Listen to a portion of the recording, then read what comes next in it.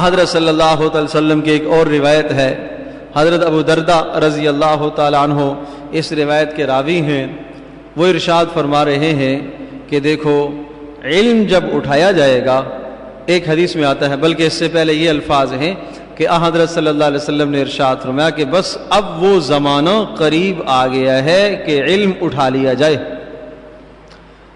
یہ رسول اکرم صلی اللہ علیہ وسلم اس وقت ارشاد فرما رہے ہیں کہ وہ زمانہ قریب آ گیا ہے کہ اب علم اٹھا لیا جائے۔ راوی ہیں اس روایت کے حضرت ابو دردہ رضی اللہ تعالیٰ عنہ، ترمذی شریف کی روایت ہے۔ ابو دردہ نے جب یہ اس روایت کو بیان کیا تو ابو دردہ رضی اللہ تعالیٰ عنہ کے ایک تلمیذ، ایک شاگرد حضرت زیاد رحمۃ اللہ علیہ، وہ کہنے لگے اے ابو دردہ آپ ہمیں بتائیے علم کیسے اٹھایا جائے گا کہ ہم علم سیکھ رہے ہیں، ہم دوسروں کو سکھا رہے ہیں، ہم علم پڑھ بھی رہے ہیں، دوسروں کو پڑھا بھی رہے ہیں، ہم اپنی عورتوں کو بھی سکھا رہے ہیں، ہم اپنے بچوں کو بھی سکھا رہے ہیں، اور ہمارے بعد آنے والے بھی اسی طرح سے اپنی عورتوں کو، بچوں کو، ماتحتوں کو سکھاتے رہیں گے، پھر علم کیسے اٹھا لیا جائے گا؟ تب ابو دردہ رضی اللہ تعالیٰ عنہ ان سے کہنے لگے کہ اے زیاد، میرا تو یہ خیال تھا کہ تم مدینہ منورہ کے فقہاء میں سے ایک ہو، لیکن اتنی موٹی سی اور آسان سی بات آپ کو سمجھ میں نہیں آئی۔ تو نہیں آئی، کیا ارشاد فرمایا؟ کہا تم نے یہ دیکھا نہیں، یہ تم نے پڑھا نہیں کہ یہودیوں نے بھی تورات کو پڑھا ہے، پڑھایا ہے، نصرانیوں نے انجیل کو پڑھا ہے، پڑھایا ہے، اور انہوں نے سکھایا ہے اپنی قوموں کو، نسلوں کو، پھر تورات اور انجیل کا علم کیوں اٹھ گیا؟ اور تورات اور انجیل کا وجود کیوں ختم ہو گیا؟ کیوں اس میں تحریفات اور تبدیلیاں ہو گئی ہیں؟ پھر حضرت ابو دردہ رضی اللہ تعالیٰ عنہ نے ارشاد فرمایا کہ اب سنو، علم جو اٹھایا جائے گا اس طرح سے نہیں اٹھایا جائے گا کہ تمہارے اوراق سے، قرآن سے، احادیث سے نقوش، حروف مٹ جائیں گے، ایسے نہیں۔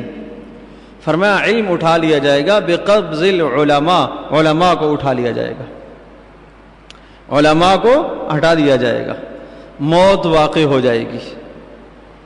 معاشرے سے، جس معاشرے کے اندر اصلاح اور ارشاد کا کام ہو رہا ہو، وہاں سے وہ ہجرت کر کے چلے جائیں گے۔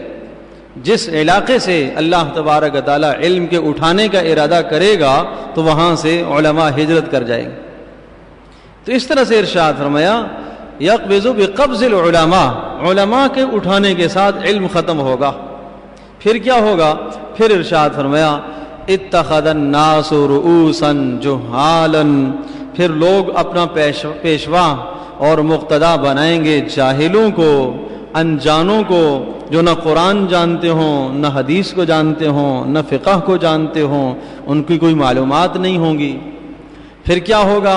ارشاد فرمائے گا فسئلوا، پھر لوگ ان سے سوال پوچھیں گے، فافتوا، وہ فتوے دیں گے، بغیر علم، بغیر علم کے، نادانی کی بنیاد پر، مسائل نہ جاننے کی وجہ سے۔ اور جب وہ فتوے دیں گے تو پھر کیا نتیجہ نکلے گا؟ فضلوا واضلوا، وہ خود بھی گمراہ ہوں گے اور دوسروں کو بھی گمراہ کریں گے۔ اور پھر ایک روایت میں آتا ہے ایسے لوگوں سے بچ کر رہنا اور ایسے لوگوں کو اپنے سے دور رکھنا، ایسے لوگوں سے بچ کر رہنا اور ایسے لوگوں کو اپنے سے دور رکھنا۔ تو اس حدیث میں کیا ارشاد فرمایا کہ علم کے قبض اور علم کے اٹھائے جانے کا کیا ذریعہ ہوگا؟ علم کے اٹھائے جانے کا ذریعہ علماء کا اٹھ جانا ہے، علم کے اٹھائے جانے کا ذریعہ علماء کا ختم ہو جانا ہے، علم کے اٹھائے جانے کا ذریعہ صلحاء امت اور نیک لوگ جن کے دلوں میں اللہ تبارک و تعالی نے امت کی اصلاح کا درد رکھا ہے اور جن کے دلوں میں اللہ تبارک و تعالی نے امت کی خیر خواہی رکھی ہے، وہ لوگ اٹھا لیے جائیں گے۔ جب وہ لوگ اٹھا لیے جائیں گے تو نتیجہ یہ ہوگا کہ لوگ جاہلوں کو اپنا پیشوا اور مقتدا بنائیں گے۔ جب جاہلوں کو پیشوا اور مقتدا بنائیں گے تو مسائل کی تو ضرورت پڑے گی، پھر لوگ ان سے پوچھیں گے، ان سے معلومات حاصل کریں گے۔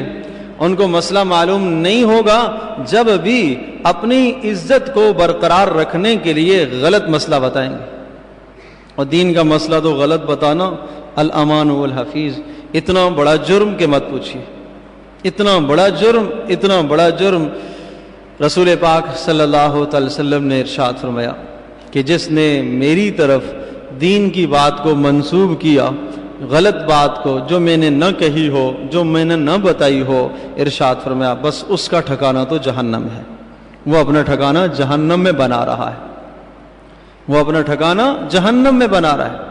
تو سخت وعید ہے بغیر علم کے فتویٰ دینا، بغیر علم کے دین کی بات کو بتا دینا، بغیر تحقیق کے دین کی بات کو بتا دینا۔ مسئلہ معلوم نہیں ہے لیکن کوئی نہ کوئی آدمی اپنی طرف سے بتا دے کہ اچھا شاید یہی ہو سکتا ہے۔ صحابہ کے یہاں مزاج یہ تھا، وہ اتنا احتیاط کرتے تھے دینی مسائل کے معاملے میں کہ مت پوچھیے۔ حضرت عبداللہ ابن مسعود رضی اللہ تعالی عنہ وہ معلم امت کہلاتے ہیں۔ حضرت امام حنیفہ رحمۃ اللہ علیہ کا جو علم ہے وہ سارا حضرت عبداللہ ابن مسعود رضی اللہ تعالیٰ سے نقل ہے۔ عبداللہ ابن مسعود رضی اللہ تعالیٰ عنہ ایک مجلس میں موجود تھے۔ حضرت ابو موسیٰ اشعری رضی اللہ تعالیٰ عنہ، یہ بھی جلیل القدر صحابی ہیں، ان سے کسی نے مسئلہ پوچھا، سوال پوچھا تو ارشاد فرمایا لا تسألونی ما دام ھذا الحبر فیکم، یہ مضبوط عالم یعنی عبداللہ ابن مسعود جب تک تمہارے درمیان میں ہیں مجھ سے نہ پوچھا کرو۔ مسائل بتانے میں بہت احتیاط کرتے تھے، بہت احتیاط کرتے تھے۔